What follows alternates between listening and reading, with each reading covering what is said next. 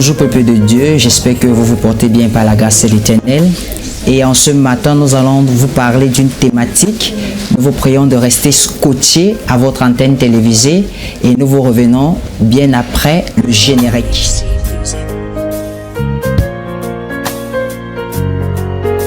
Alors en ce matin, nous allons donc vous parler sur le thème de la fidélité de Dieu, des bontés que régénère cette fidélité au devant de nous en ce jour.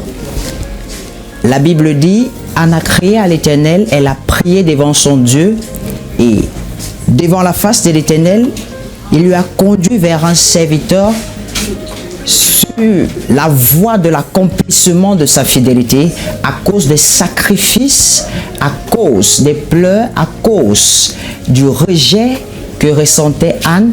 Alors par la fidélité qui lui a été donnée encore en ce jour, le Seigneur a utilisé son serviteur, le prophète Élie, alors que ce dernier était ivre d'alcool, mais elle a dit que ne prends pas ta servante pour une faute ou encore pour une pervertie. Elle a cru à ce que le Seigneur Dieu avait déclaré dans sa vie, et lorsqu'elle est quittée devant la face de l'Éternel, elle est revenue donc à table et son visage ne fut plus le même.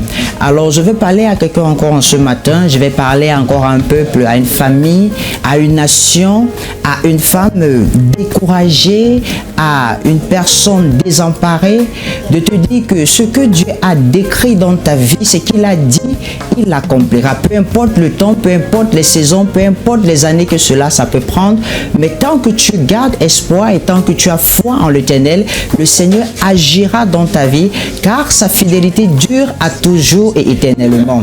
Celui qui se confie à l'Éternel, celui qui s'adonne et qui s'abandonne à l'Éternel, sa fidélité est bon et juste dans sa vie. Alors je vais encore ajouter à cela, en ce jour qui nous a été donné par la grâce de l'Éternel, beaucoup d'entre nous, nous voulons la rapidité de Dieu, nous voulons des choses qui nous poussent à aller à l'encontre de la volonté de Dieu, mais sans toutefois attendre le temps de Dieu.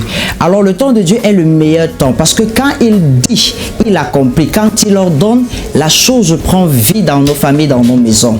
Et en ce moment même, nous qui servons l'Éternel, nous qui pratiquons les œuvres de l'Éternel, il y a beaucoup qui disent Seigneur, Seigneur, mais de la même nature qu'ils prononcent le nom Seigneur, n'étant pas de Dieu, mais appartenant à un monde satanique. Alors pour montrer la fidélité de Dieu dans nos vies, nous n'avons pas, pour que Dieu excelle dans sa fidélité, nous n'avons pas à mettre nos mains pour être souillés aux yeux du peuple, aux yeux du monde, aux yeux de la nation. Et en ce présent moment même, beaucoup d'entre nous, nous tournons vers les marabouts, les charlatans, les féticheurs, les réseaux chrétiens, parce que nous ne voulons pas attendre le temps de Dieu s'accomplir dans nos vies. Nous ne voulons pas être des hommes patients. Nous ne voulons pas être des hommes qui restons à la soif, à l'attente de l'accomplissement de Dieu. Alors je viens encore t'exhorter, toi qui m'écoutes, toi qui me reçois encore en ce matin, peu importe la situation de maladie dans laquelle tu te trouves, peu importe la situation de célibat dans laquelle tu te trouves, peu importe la situation de la stérilité dans laquelle tu te trouves, si Anne a pu rester fidèle à l'Éternel et elle a reçu le fruit de son accomplissement, alors toi aussi tu peux être béni en ce matin, toi qui m'écoutes. En ce matin, tu peux être exaucé d'une prière que tu as fait il y a de cela 10 ans, il y a de cela 5 ans, il y a de cela 8 ans.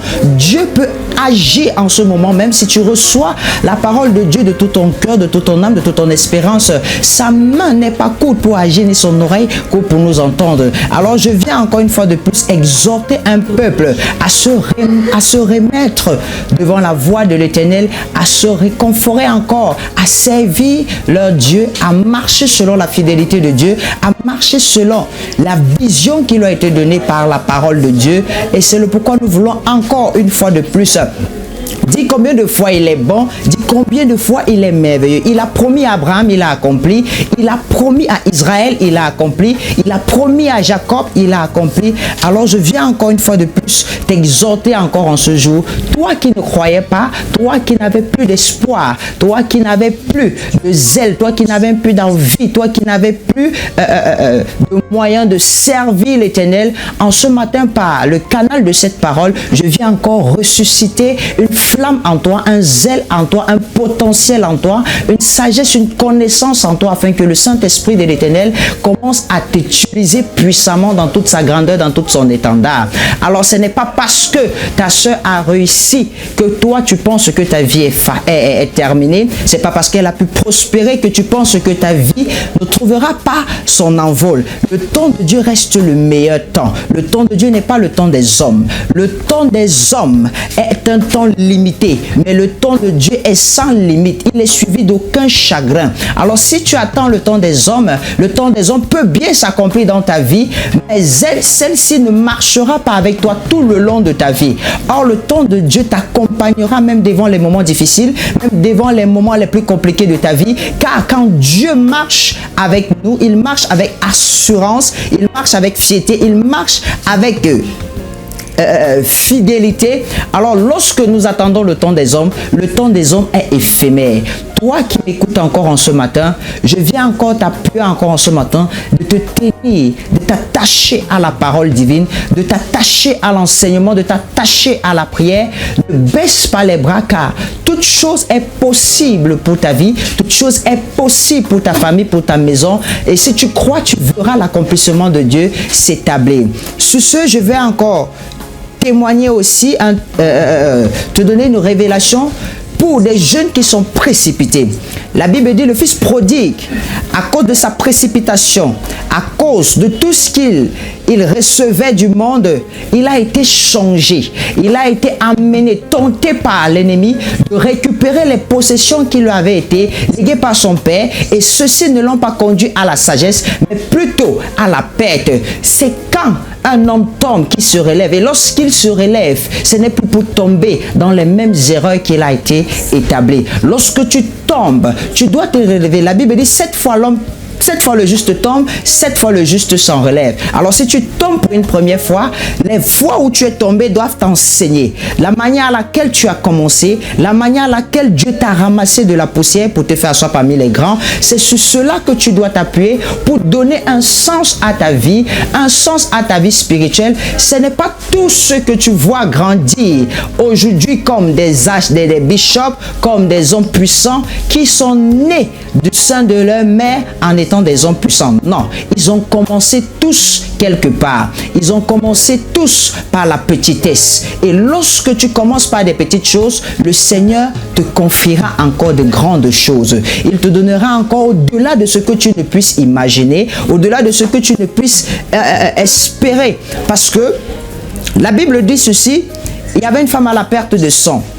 Elle a dépensé tout ce qu'elle possédait, elle a dépensé tout ce qu'elle avait, elle a même hypothéqué sa maison au prisme de sa vie, de sa santé, au prisme de sa guérison, mais elle n'a pas trouvé cette guérison. Pourquoi? Parce que le temps des hommes marquait chaque jour en lui disant, tu seras guéri, donne-nous, tu seras guéri. Alors le diable ne vient que pour dérober, voler et diviser. Alors lorsque tu crois en Dieu, elle a suivi le Fils de Dieu, le Nazareth passé, elle s'est tournée vers son pan et elle a revu la puissance qui était en son vêtement. Elle a touché le pan de son vêtement et la Bible dit qu'elle a été bénie. Pourquoi? Parce que c'était le temps de Dieu. Le temps de Dieu de l'élever, le temps de Dieu de le restaurer, le temps de Dieu de l'établir dans sa sainteté. Alors, quel est le temps qui t'a été réservé par Dieu? Quel est le temps qui t'a été réservé par le monde? Laisse-moi te dire encore en ce jour que le temps de Dieu nécessite à ce que toi, tu t'élèves maintenant, tu t'établisses, tu prends autorité à ta vie, tu prends autorité à ta maison, à ton ministère, tu prends autorité dans tout ce que tu entreprends et tu lèves la main vers le ciel et tu cries Hosanna dans les cieux sur la terre, afin que par la puissance du nom de Jésus, tout genou fléchit, tout ce que tu peux vivre fléchira, tout ce que tu peux vivre sur la terre, tout ce que tu peux vivre dans les cieux, tout là est au nom de Jésus-Christ de Nazareth. Alors, en ce moment même, je te bénis encore toi qui t'écoute et je te dis encore une fois de plus, tu es celui-là qui est appelé à relever ta famille dans la situation dans laquelle elle se trouve.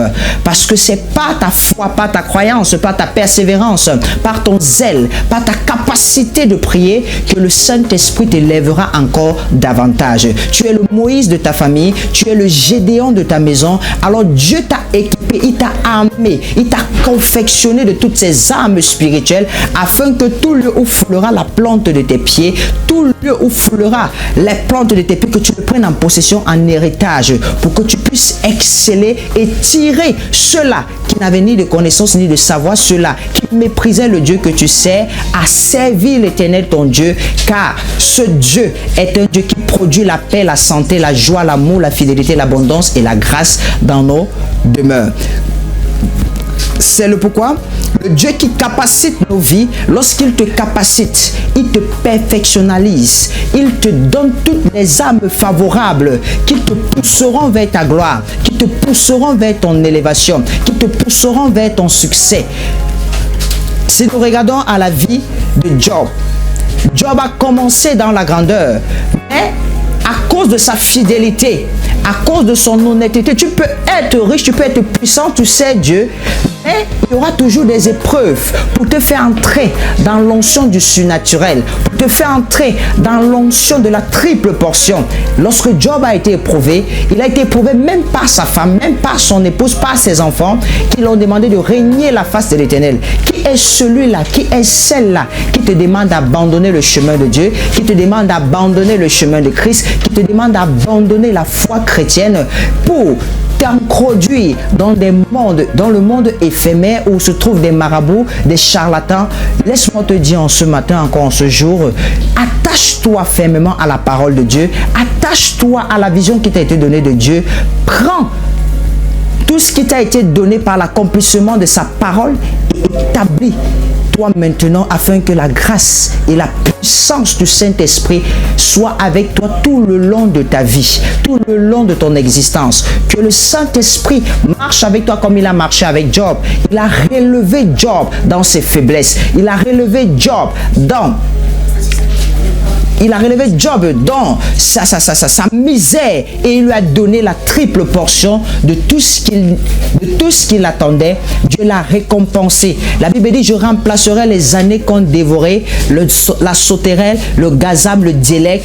Les années de peine, les années de douleur, il les remplacerait en années de joie et d'abondance et de succès. Alors toi qui m'écoutes encore en ce jour, je te prie encore en ce matin, je te prie encore de t'établir sur la parole, sur l'enseignement, de t'accrocher, de croire en ce que Dieu a déclaré dans ta vie, à ce que Dieu a prédit dans ta vie, à ce que Dieu a ordonné dans ta vie. Alors lorsque tu crois, il dit crois fermement et tu verras la gloire de Dieu s'accomplir. Il a dit à Marie, ne t'ai-je pas dit, si tu crois, tu verras la gloire de Dieu. Alors si tu crois en ce matin, tu verras toute situation défavorable dans ta vie devenir favorable au nom de Jésus. Si tu crois en l'Éternel qui t'a appelé depuis le haut des cieux, cette maladie incurable qui était encore une plaie dans ta vie, qui t'empêchait d'avancer, qui t'empêchait d'exceller, qui t'empêchait de monter, si tu crois dans le nom de Jésus, tout ce qui était mort sera ressuscité. Tout ce qui n'avait plus de vie reprendra vie. Tout ce qui n'avait plus de sens aura un sens. Si tu penses même que tes enfants ont été déroutés ou encore arrachés du milieu de la connaissance, que le Saint-Esprit les ramène maintenant à ta demeure au nom de Jésus-Christ et de Nazareth. Que tout ce qui t'a été dépouillé par le monde des ténèbres, parce que tu es fidèle à l'Éternel, que le Saint-Esprit agisse maintenant dans ta vie, dans le nom de Jésus-Christ et de Nazareth. Que tout ce qui a été dit et accompli soit établi dans ta vie, aujourd'hui, éternellement et à toujours, dans le nom de Jésus-Christ, que nous avons ainsi prié. Shalom.